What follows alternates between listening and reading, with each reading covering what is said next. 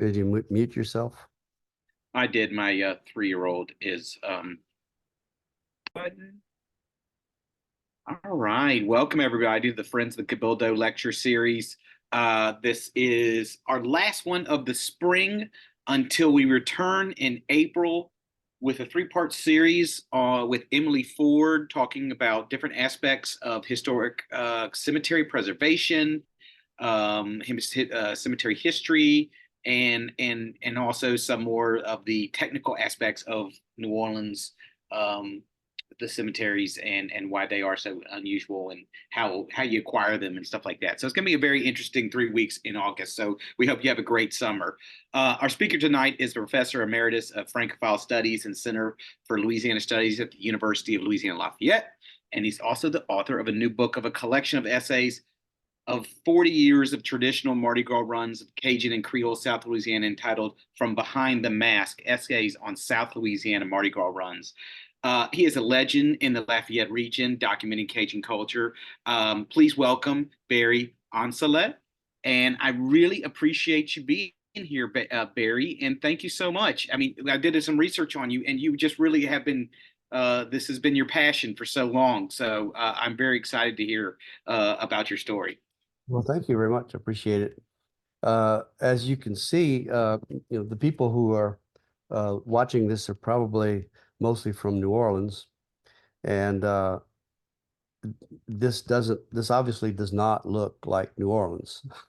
The It's obviously rural, and so let me tell you a little bit about how this sort of came about. I grew up in Lafayette, and so I my notion of Mardi Gras was uh, the urban crowds, not quite as big as the one you see here in New Orleans, but similar in Lafayette, parades going downtown and crowds reaching out for beads and that kind of thing. That's what I grew up knowing.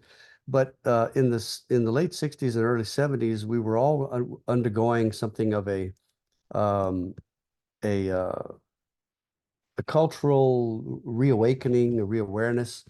And one of the things that went along with my interest in uh, storytelling and singing songs and music, which led me to uh, uh, work on festivals like Acadien Creole that is held, still held every October. We're in our 50th anniversary, by the way.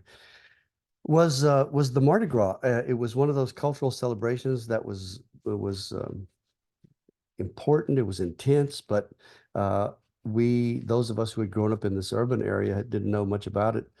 The country versions and the country versions seemed to be much more connected to our, I don't know how to put, our cultural past in a different way. We had known uh, the kinds of Mardi Gras, including the street parade, street walkers, a little bit like the so-called Indians from New Orleans that we have in Lafayette as well. Uh, we had our notion of Mardi Gras processions was in the urban context. When we began to venture out, Zachary Richard and Michael Doucet and that generation of Cajun, I guess you could call us activists, back in the early 70s, when we started venturing out into the country and discovering the Mardi Gras in Mamou and Church Point and places like that, we saw a remarkably different one that looked like this. It was processional in this, but it was processional in a remarkably different way. First, it wasn't in town. It left town and went around town in the rural areas, and it was also begging, like the processions in New Orleans go through New Orleans with the people beg for beads and other throws. Here, the procession was begging from the people, and what they were begging for were contributions to a communal gumbo that was made later in the day. So they were begging for ingredients like rice or onions or flour. Ideally, however, they were begging for chickens, and not only chickens, but live chickens. Anyway, as you can see, sometimes they were on horseback, sometimes they were in wagons. The wagons evolved to cover more ground as the countryside was thinning in population. People were moving to towns. And so in order to get to enough houses in the day to collect enough ingredients, they had to motorize. But it works basically the same way. They go from house to house out in the countryside, stopping and putting on a performance. Uh, Dancing and singing and producing music. Sometimes the Mardi Gras is accompanied by musicians in a wagon or on foot who perform various versions of the Mardi Gras song for the group to dance to. Sometimes they sing their own song as they're approaching the houses and entertain the folks that way. The other aspects of this entertainment, they're asking the homeowners for something of actual value to be given to them. Chickens were an important commodity many years ago because they laid eggs, and eggs were sometimes used in barter in a barter economy, almost like money. And anyway, they were Sunday chicken was a rare thing. So they were giving something of value. The homeowners were giving something of value. What they got in return was entertainment, momentary entertainment. They got an explosion of color, of sound, of music, of gaiety, of laughter, and most importantly, they found themselves temporarily surrounded by a party that came to them, and then it would last as long as the visit would last, and then it would move along. As you can see, dancing on horses and dancing in the street and singing for the folks. And if you can see the man in the red cape toward the left of center, leading the song. This is the Basile Mardi Gras singing their intense begging song for a contribution to the gumbo.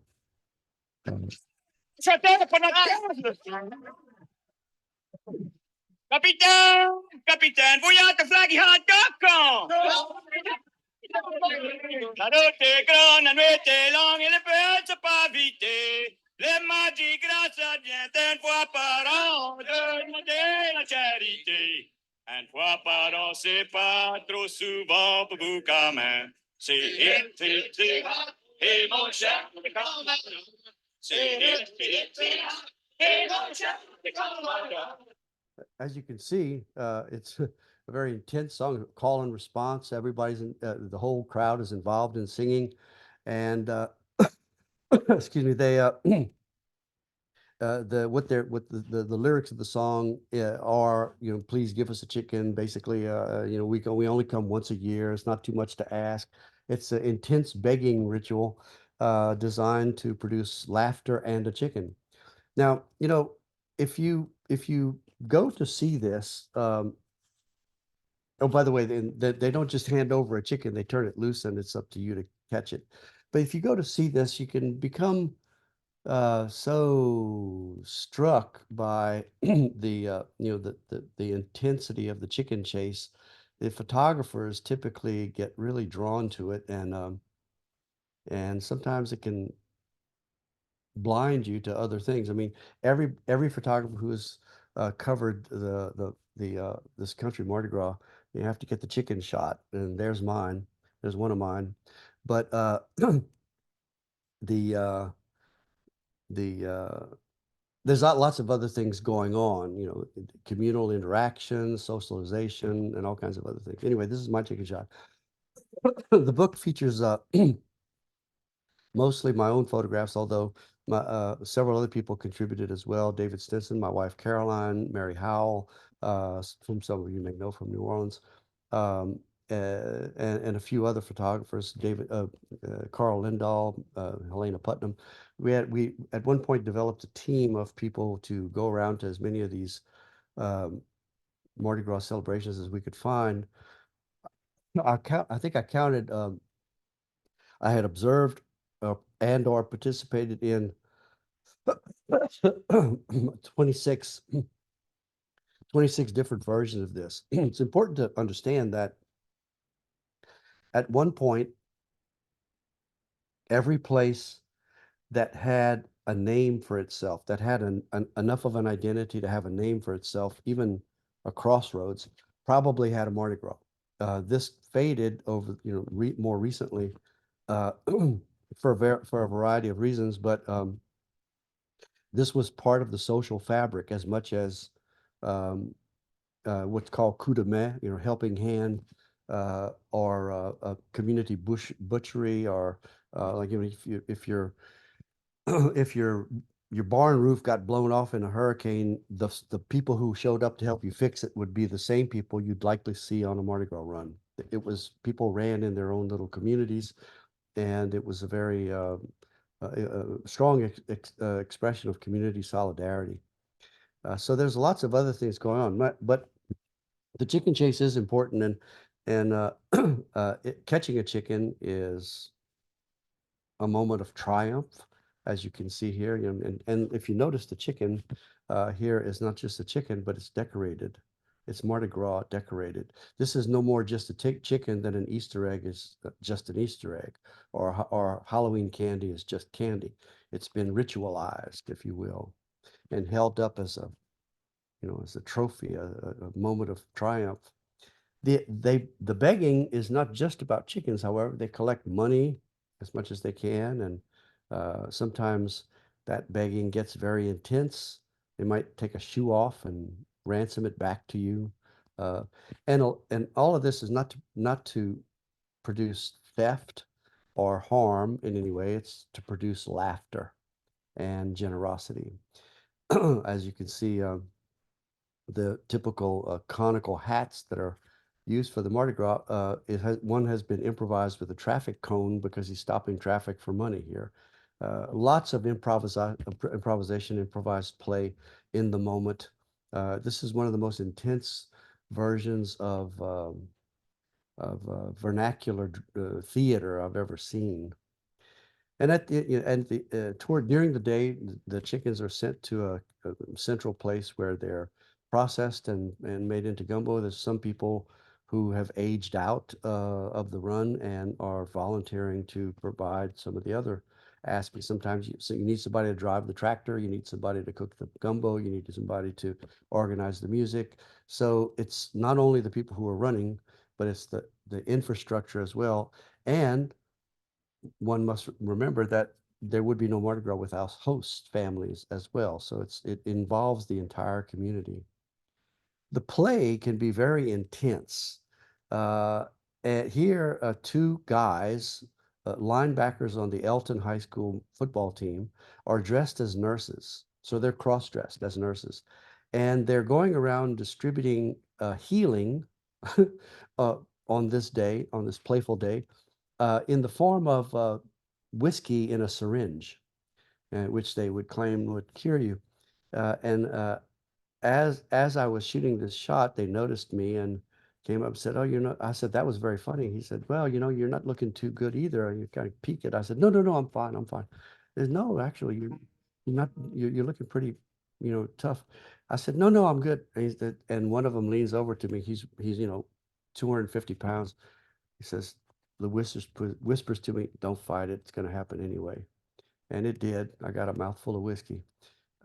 Here, a young man is dressed as an old charwoman with ashes on his face, and is getting ashes off his face to distribute ashes.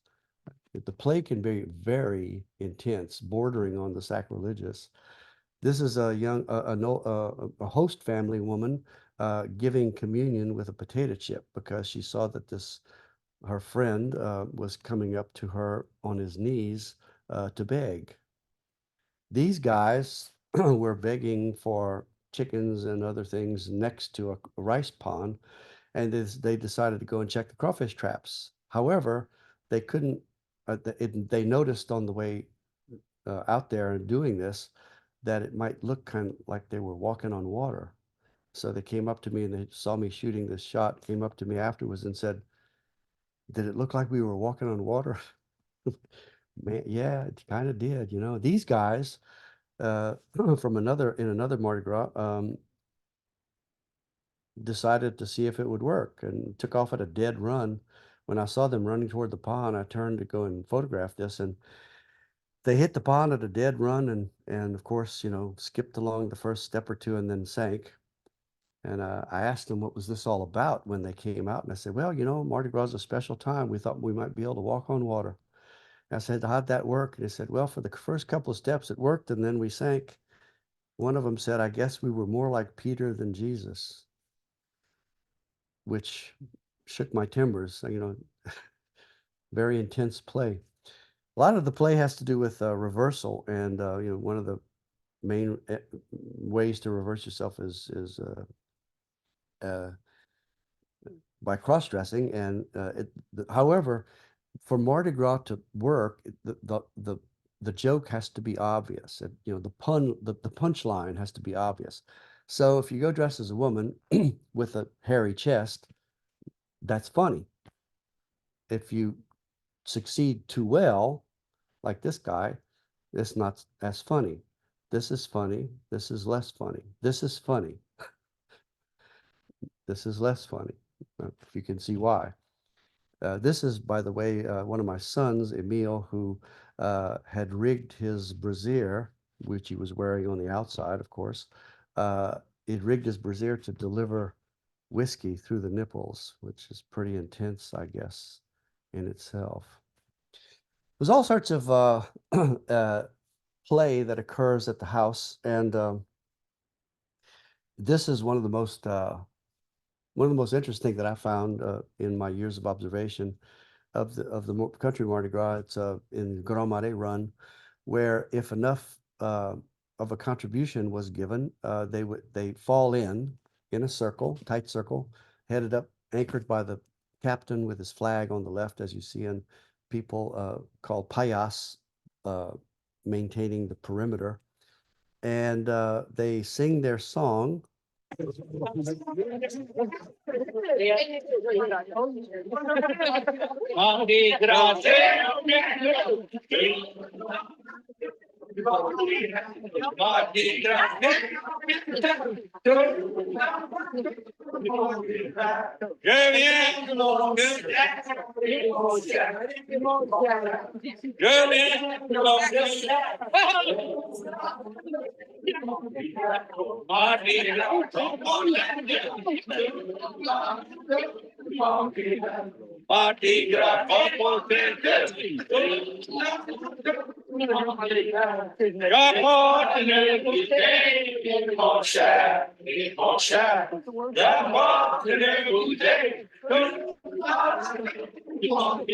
I'll stop it there, but they're singing. Of course, in typical Mardi Gras fashion, reversal is a part of the game and is supposed to generate laughter. And so what they're singing is, Mardi Gras, where are you from? We come from England. Of course, they're singing in French, that they come from England, which is an obvious joke. And in this version of the song, they're not begging for chickens, they're begging for a bottle to replace the one they have that is dwindling. And this is the other branch of the song. And at the end of the song, they accuse certain people of various transgressions, and they're always playful. Like you're dancing with the mailbox on the way in without permission or something. You're always found guilty. It's a kangaroo court. After which they whip the condemned, those who are found guilty, with braided burlap sack whips, as you can see here, which is can get quite intense actually. And the level of play is really astonishing in many ways. Let me give you just one example. These guys are so, with experience, they become so good at destabilizing any logic you could possibly propose, because you have to be found guilty. And so let me give you just one example. One time I showed up and one of the lead beggars came up to me on his knees, one of the payas, with the whips, and he said, asked me if I could contribute something. I said, sure, and I gave him $20. He stood up and he said, wow, $20, that's very, very generous. And in this Mardi Gras, they don't have masks, they have painted faces. And so he says, uh, he stands up, he said, you know, for 20 bucks, you could decide, you could pick somebody that you would like to have whipped. I said, oh, no, no, that's fine. Y'all always do a good job. You know, whatever y'all do is fine. And so to thank me, he hugs me and bangs his face against mine, thereby transferring paint from his face to mine, unbeknownst to me. So they break up, and after a while, they form up, sing the song. Next thing I know, the captain's pointing at me, saying, "Bring me that man over there with paint on his face, without a hat on his head." You know, notice everybody's got a hat on you. You have to have a hat on your head, or you're out of order. And so I said, "What, me?" And he said, "Well, you have a paint, you have paint on your face and no hat. You weren't sitting in the circle. You weren't singing. What's wrong? Something's wrong here." I said, "Well, no, I'm not running Mardi Gras." He said, "Well, if you're not running Mardi Gras, why do you have paint on your face? Are you trying to infiltrate the group?" I said, "No, no." So he finally leans over and he says, "Listen, it's no use you try to talk your way out of this. Somebody gave Thomas $20 to have you whipped." And I said, "Wait, wait. I gave $20 to Thomas. You can't use my own money to whip me. That doesn't seem right." And the captain says, "Well, you may have a point there." And I've been watching this Mardi Gras for years, and I never heard anybody have a point. Nobody ever had a point. But he said, "You may have a point. Might not be right to use a man's own money to whip him." So he calls Thomas over and he says, "Thomas, is this right? Are we using this man's own money to whip him? Doesn't seem right." Thomas says, "Cap, people give me money all day long. I can't remember everybody." But he says, "I can tell you one thing for sure. The man who gave me that money did not have paint on his face.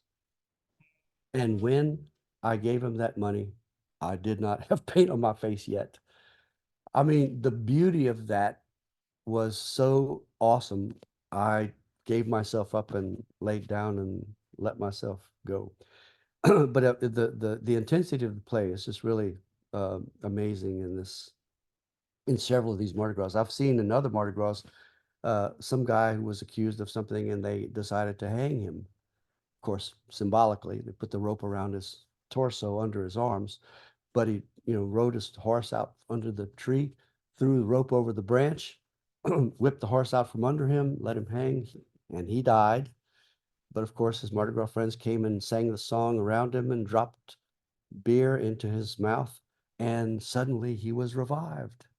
It was a perfect dead man revived play, much as winter becomes spring. It's absolutely astonishing what happens out there. Here I am being drawn back into the circle. So I figured after a while, if they were going to do this anyway to me, I might as well run with them. And so I ran a few years with them. Here I was dressed as a priest, delivering, giving communion with Pringles. And here I was accused of heresy because I was distributing communion to Catholics and Protestants alike without discrimination. And they found me guilty. And if you want to negotiate some more, you can turn over because they can only whip you on the butt. So I turned over and was trying to talk my way out of it. Of course, you won't. And finally, I said, "Father, forgive them, for they know not what they do." And one of the whippers said, "Okay, that's it. I can't take this." And he left. Anyway, just to give you an example of the intensity of the play, here we are. Here I am with two thieves being whipped. Another year, I went as a pregnant woman and gave birth to 3 bottles of whiskey during the day. I'm telling you, this play is not for the faint of heart. Uh, there's my first son, Evan. I also gave birth to Jack and Jim that day. So I just wanted to point out, if I might, that I have observed Mardi Gras. I had observed the Mardi Gras from various perspectives as a runner, as a captain of the Austin Mardi Gras. I ran as a musician a couple of years. I've cooked for the Mardi Gras. So if you get all kinds of perspectives, and I came to all sorts of different levels of understanding of what was going on around me, and all of that is folded into this book of essays that I eventually put together on this Mardi Gras run. Um, And I can tell you one thing, when you're in the middle of a ritual circle that just sang a ritual song, dressed as a pregnant woman giving birth to a bottle of whiskey, getting whipped for it, you gain a whole new understanding of how Mardi Gras works. There was a Mardi Gras scholar who said uh, something to the effect of, never trust people who report on things through peepholes. Get in there and experience it, which is what I did, for better or worse. So, thank you. So yeah, Barry, we have some questions. I mean, yeah, I did Yeah. not expect the ending. I did enjoy Evan, and then uh, when you used Evan Williams as your first son. That was a shocking moment that I was very happy to see. So very amazing talk. I did also, in the middle of the meeting, I sent you an email uh, about our carnival class, and what I noticed in our carnival class, which is our origins of carnival, Dr. Karen Leatham, who teaches at the Louisiana State, I mean, he's a historian at the State Museum, talks a lot about the beginnings of French Mardi at the French, my guess is I'm just shooting off my like 14, 15, 16, 1700s, and how their Mardi Gras developed over time.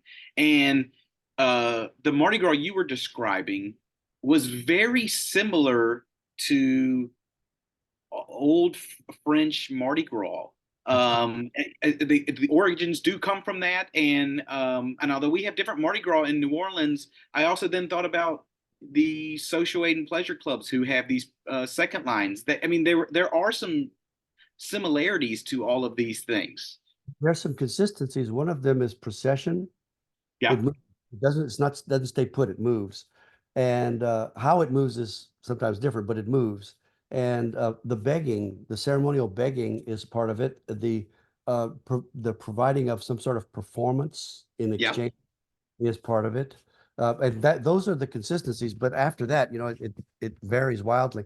But we inherit here in Louisiana, we inherited two the two basic versions that existed in France. One of them was the urban version, and the other was the rural version. And there are still places in France, even today, in the provinces, where there's something similar to what happens in the country here, where people go from house to house and begging. And also costumes. Those are a very important part of both of those traditions. And obviously we saw some great costumes. When you mentioned, there was another thing that popped in there was like, so no social aid and pleasure clubs things, you go to a specific bar to stop, have a break, and all that stuff like that. When the Mardi Gras is going on, like in Church Point or something like that, are the locations already chosen, and are they only chosen because you have to drive cars there eventually later on? Yeah, typically the locations are scouted out a few weeks or a month or so ahead of time. Basically in the country Mardi Gras, you visit your neighborhood. Interestingly, Mardi Gras, country Mardi Gras typically don't cross bridges. And it's not because of some sort of taboo or anything. It's just that, historically you ran Mardi Gras in your own area, among your own people. And bayous and waterways were dividing lines, right? So, uh, but yeah, they're very intensely social and expressions of social solidarity. Um, and people run in their own communities. Um, how welcoming are these Mardi Gras to people that maybe just show up, maybe prepare to go, maybe go with somebody? Because I know that you can get them on, you can see them online. They every year they update them in all the different days and the different towns and all that stuff like that. So they must be open to everybody coming. Well, some of them are open to when you say coming, it can mean two different things. One, coming to observe, or coming to try to participate. Both sides, yeah. I'd love to hear either side. Yeah. Right. I mean, but I'm not, I could not go to New Orleans and just start walking with the Indians. Right. Not how that works. They are a group. They have an identity. You have to be part of the group to do that. I couldn't just jump on a float in Rex. No, they don't, that's not how that works.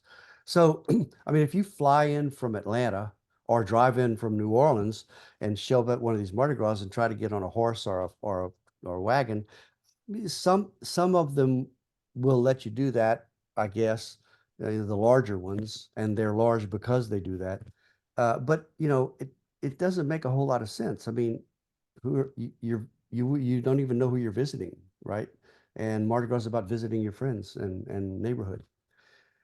But they're almost all of them are welcoming for people to come and watch and observe and watch and some of these runs have attracted a lot of people at places that they know they're going to stop.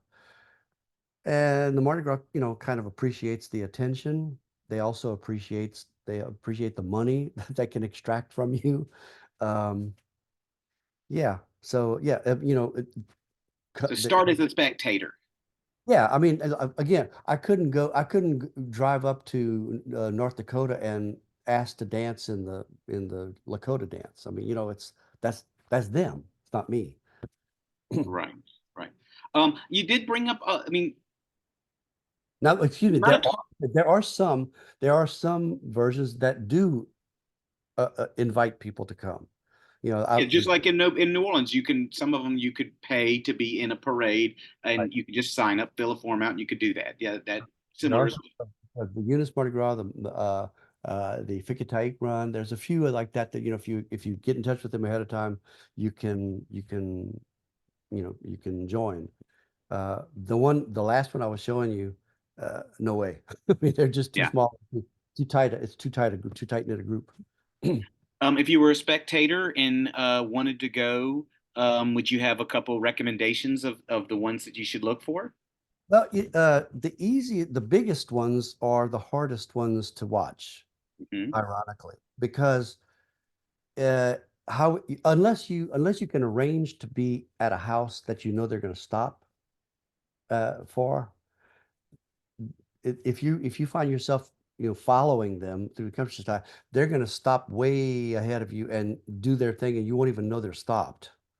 You know what I'm saying? If you're way back there, the smaller ones are, in my opinion, more easier and more interesting to observe uh, because you can get ahead of them and find out where they're going to stop and the absolute best way to experience these Mardi Gras is to find out where they're going to stop.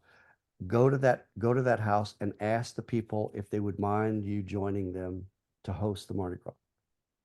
That way you can be at the house as the Mardi Gras approaches you and get that experience of being enveloped by this momentary madness.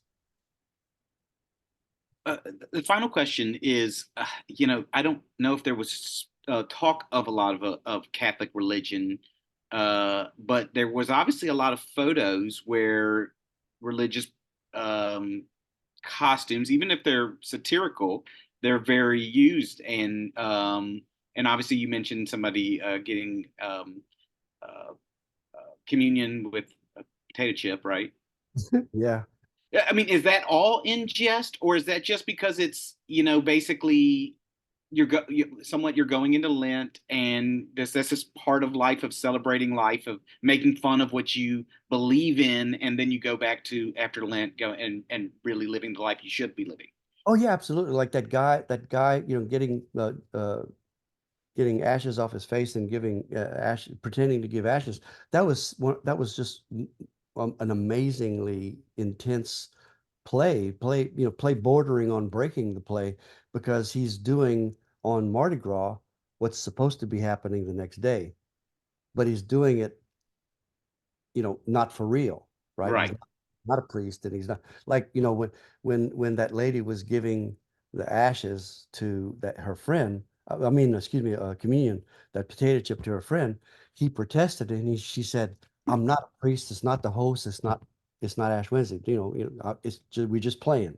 But you're right. The play is most intense when it's rooted in reality, when it's parodying or tickling or poking fun at reality. Uh, this is very, very deep, very intelligent play.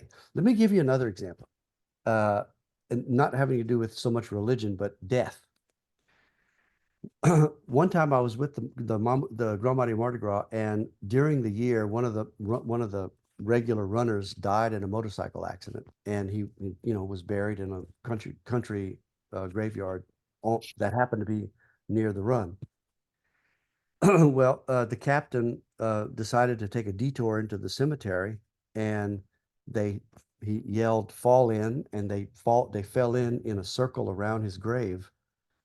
And I've been observing this Mardi Gras for years and years, and it was always important to have a tight, closed circle that was part of the game. And this time I noticed that there was a gap, there was a hole, there was a space. And they sang the song, and his brother, who was on the run, accused his dead brother, who was buried there, of being AWOL, absent without leave. And they found him guilty and whipped the tomb. Now, if that's not the most intense play you ever heard of, but look at what it does. It integrated the understandable grieving process, the very real grieving process, into the structure of the game on that day. And, they were laughing and crying all at the same time. And as we were leaving the cemetery, I asked the captain, I said, I've never seen the circle broken like that. And he said, well, that was the missing man formation. I, I mean, it's overwhelming. It really is. The stuff that I've run into out there is just, it, it's really something.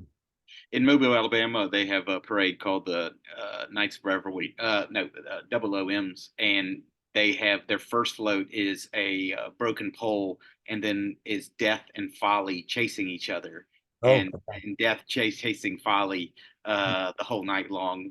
So as all different they all have this common theme in there. So, but absolutely. Barry, yeah, And some of this stuff a lot of the stuff comes from Europe, but some of it comes from Western Africa through the Caribbean as well. okay.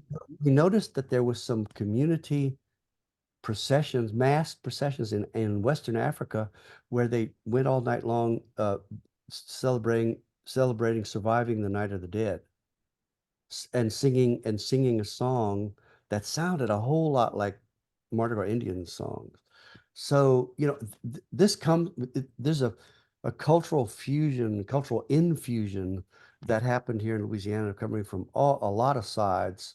And it's made for a very complex, rich, and, wonderfully confusing event. And that's what makes South Louisiana such an unbelievable place with history and culture and It's the same cuisine thing and everything. it's the same thing that makes our food taste great. The same thing that makes our music sound great. It's yeah, absolutely. Well, Barry, I want to thank you so much for your great talk. We'll have to, I sent you an email about that lecture, but also we'd love to have you maybe come back and speak to us about Cajun Mardi Gras for our carnival class in January. So hopefully, let's stay in touch, and I think it would be a great addition to the class. So I hope everybody enjoyed our lectures this spring. We have, oh no, I'm sorry. Yeah, the lectures this spring. Sorry, I switched from the neighborhoods class to the member lecture series. Enjoyed the lectures in the spring, and we'll see you back in August talking with cemeteries with Emily Ford. And if you're part of the neighborhood class, I hope to see you again on Thursday night. So Barry, thank you so much for being here tonight and really giving us a great perspective on Cajun Mardi Gras. My pleasure. Thank you. Thanks. Have a great night.